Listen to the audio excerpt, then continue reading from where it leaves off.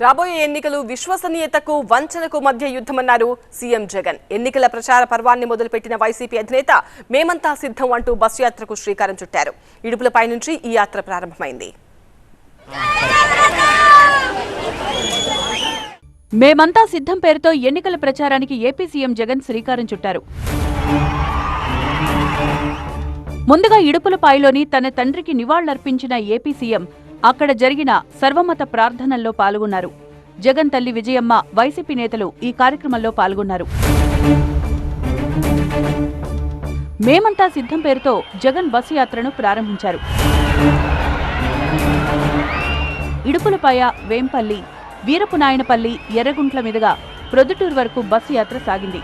దారి పొడవునా సీఎం జగన్ కు ప్రజలు, వైసీపీ శ్రేణులు ఘన స్వాగతం పలికాయి. పలుచోట్ల ప్రజలిచ్చే విజ్ఞప్తులను స్వీకరించారు ఏపీ సీఎం.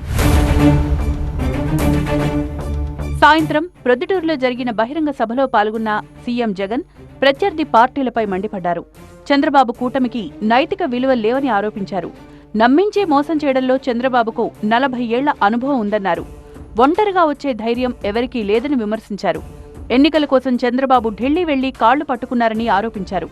ప్రజల కోసం తాను 130 సార్లు బటన్లు నొక్కానని, వైసీపీ గెలుపు కోసం ప్రజలు 2 బటన్లు నొక్కాలని కోరారు. ఇక గురువారం నంద్యాల జిల్లాలో సీఎం జగన్ బస్సు యాత్ర సాగనుంది.